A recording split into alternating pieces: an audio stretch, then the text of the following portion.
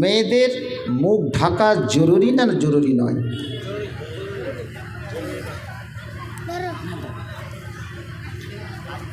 দ্বিতীয় মশলা, মেয়েদের সম্পূর্ণ মুখ ঢেকে চলতে হবে কি হবে না?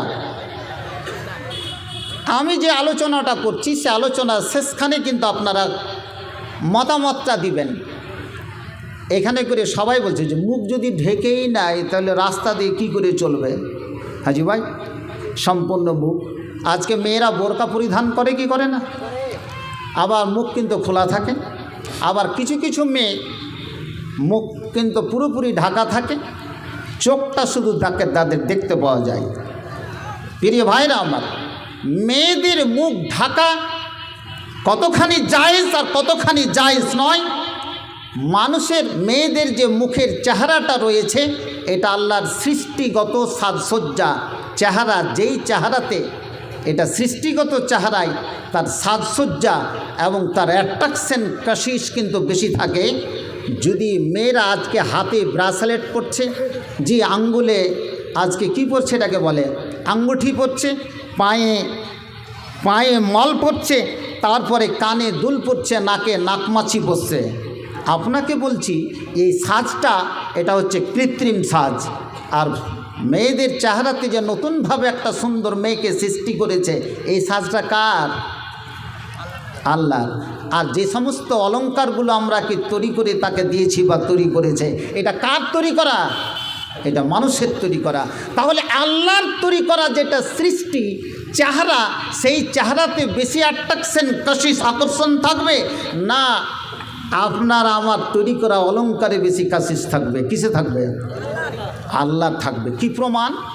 একটা মেয়ে চেহারা খুলে ট্রেনে বাসে সফর করছে, বোরকা টোরকা পড়ে আছে, সবই কিছু পড়ে আছে, মাথাতে নেকাব আছে, চেহারাটা খোলা আছে, আর হাতে যেটা চুড়ি আছে সেই চুড়িটাও কিন্তু খোলা আছে। একজন যুবক কোন দিকে আগে দেখবে? যুক্তি কোন দিকে? মুখের দিকে দেখবে। ইচ্ছা করলে যখন দুটো চোখ আর দুটো চোখ চারটা চোখে যখন পড়ে যায়, এই ফেতনা কিন্তু সবচেয়ে কি বড় ফেতনা? একটু জল দেবে। সবচেয়ে কি বড় ফেতনা? এই ফেতনা থেকে বাঁচার জন্য যেহেতু চেহারা, ইচ্ছা করলে মেয়ে কথা বলতে পারে আর ছেলেও কথা বলতে পারে, চার চোখ যখন এক জায়গায় হবে, এই ফেতনাটাকে বলা হয়েছে সবচেয়ে কি আসাধ্য কি ফেতনাতান, সবচেয়ে কি বড় ফেতনা। প্রিয় ভাইরা আমার, তাহলে এই ফেতনা যখন বড়, তাহলে প্রমাণটা কি করতে হবে? তাহলে এই থেকে বলছে কি যে চেহারার তাহলে ঢাকা। আপনাদেরকে সকলকে বলছি, যারা যুবক ছেলে যুবতী মেয়েরা যারা পড়তে জানে, আক্ষরিক জ্ঞান আছে, সূরা নূরটা ভালো করে পড়বেন, আর সূরা আহজাব যারা বাংলা বুঝে, যারা ইংরেজি বুঝে, যারা আরবি বুঝে না তারা পড়বে। নিশ্চয় আমার সাথে বা আমার মতো কোনো আলেমের সাথে কোনো দ্বিমত তার হবে না। কি করে? একটা মেয়ে হাতে দাস্তনা পরছে, আবার পায়ে মোজাও পরছে, কোনো জায়গায় কিন্তু তার কোনো জায়গা ঢাকা নেই, কোনো জায়গায় খোলা নেই, মাথায় তার কি নেকাব পরছে, কিন্তু পুরো চেহারাটা কি খোলা আছে? প্রিয় ভাইরা আমার, কিন্তু যদি কোনো মেয়ের চেহারা খোলা বন্ধ থাকে, কোনো বাস ট্রেনে সফর করছে, কাউরি কোনো যুবকের কোনো সময় তার লাইসেন্স পাবে না, কোনো তার স্থানই পাবে না যে ওই মেয়ের সঙ্গে সে কথা বলতে পারে, যতক্ষণ পর্যন্ত যুবতী মেয়ে মুখ খুলে তার সঙ্গে কথা না বলবে। ঠিক বলছে না বে? ঠিক। এবারে একটা কথা আসুন, যে মুখটা ঢাকা ওয়াজিব না সুন্নাত না মুস্তাহাব?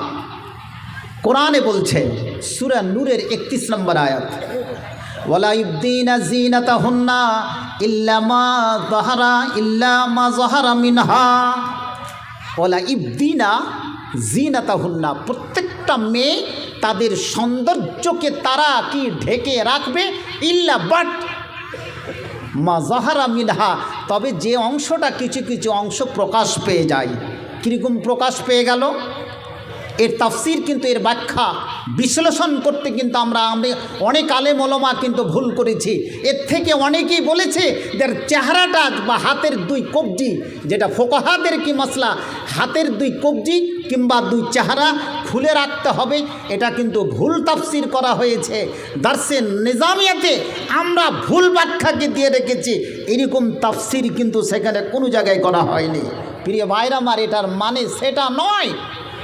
চেহারা বলতে কি ইল্লামা জাহারা মিনহা, অকস্মাৎ রূপে কোনো জায়গা, মেয়েদের শরীরের কোনো জায়গা খুলে যায়, প্রকাশ পেয়ে যায়।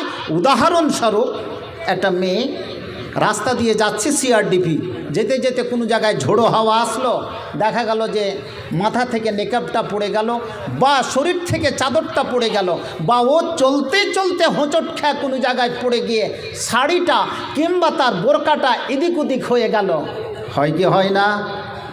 বা বাইকে চলতে চলতে স্বামীর সঙ্গে দাদার সঙ্গে চলতে চলতে পড়ে গিয়ে হয়তো কোনো জায়গাতে কাপড়টা হয়তো হাঁটু পর্যন্ত উঠে গেল। ইল্লামা যাহারা মিনহার তাফসির। কেউ যদি বলে এর থেকে কি চেহারাকে খুলে রাখতে হবে, তাহলে এটা কি ভুল ব্যাখ্যা দিয়ে থাকে। প্রিয় ভাইরা আমার, শুনুন, কাজ দিবে, ভালো করে শুনুন, হৃদয়ঙ্গম করার চেষ্টা করুন, কাজ দিবে। প্রত্যেকের বাড়িতে যুবকের সঙ্গে যুবতীরা থাকছে, যে কলেজ ভার্সিটির সমস্ত কি ছাত্রীরা থাকছে, তাদেরকে আমরা কোন জায়গা থেকে পৌঁছে দিয়েছি। যদি এই আয়াতের তাফসির ভুল করতে থাকে, ভুল ব্যাখ্যা দিয়ে থাকে, তাহলে একদিন প্রত্যেক আলেমের কাছে, প্রত্যেক খাতিব বক্তার কাছে আল্লাহ তাআলা কড়াই গন্ডাই হিসাব বুঝে নেবেন। প্রিয় ভাইরা আমার, এটার ইল্লামা যাহারা মিনহার কি তাফসির করা হয়েছে।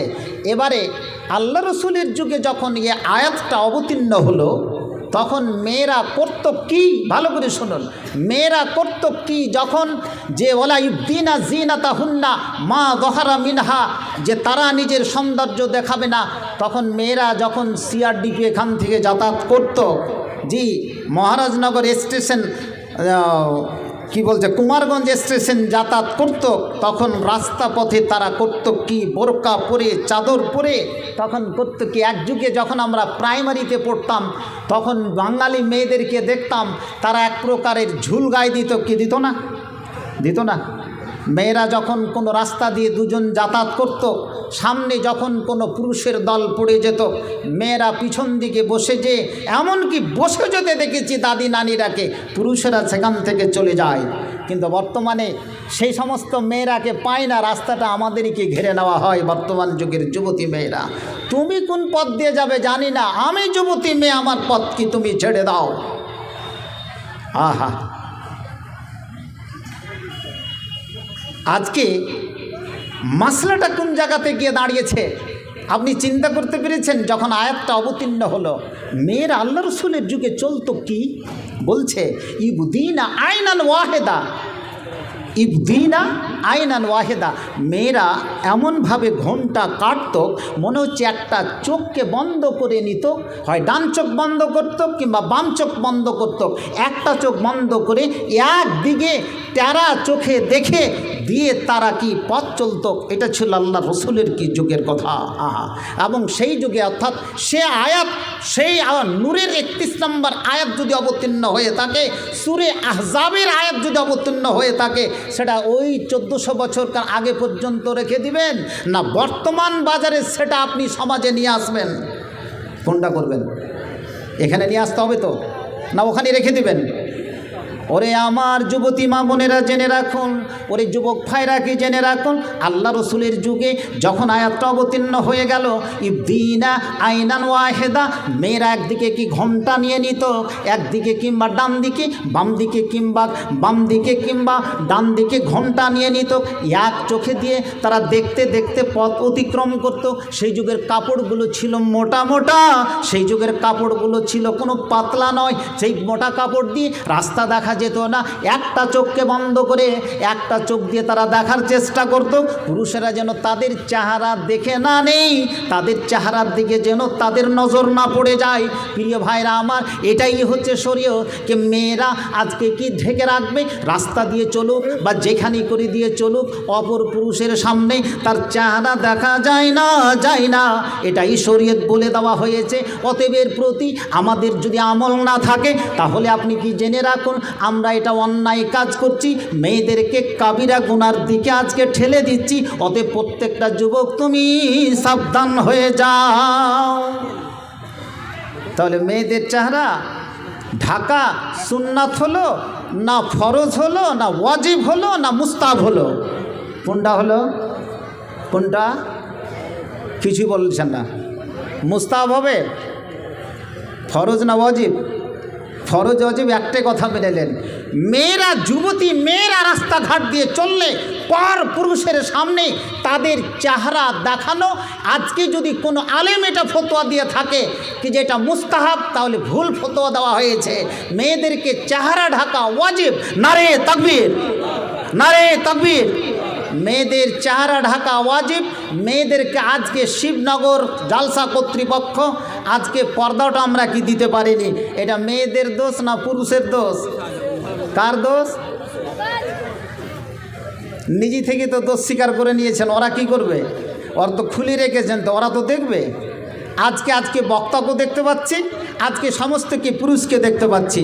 প্রিয় ভাইরা আমার, হাঁটুর একটা মশলা গেল, আর মেয়েদের মুখ ঢেকে চলতে হবে, এটা কোনো সস্তা মশলা নয়। এটা হচ্ছে কি সেই মশলা, যেই মশলা হচ্ছে কি মুখ ঢাকা কি ওয়াজিব। তুমি বোরকাই পরো, আর কি তুমি চাদরই পরো, আর তুমি নেকাবি পরো। তুমি যদি আজকে সেই পর্দার ব্যবস্থা যদি না করে থাকো পুরুষ হিসাবে, তাহলে হাদিসের ভাষায় তোমাকে দায়ুস কাপুরুষ বলা হয়েছে।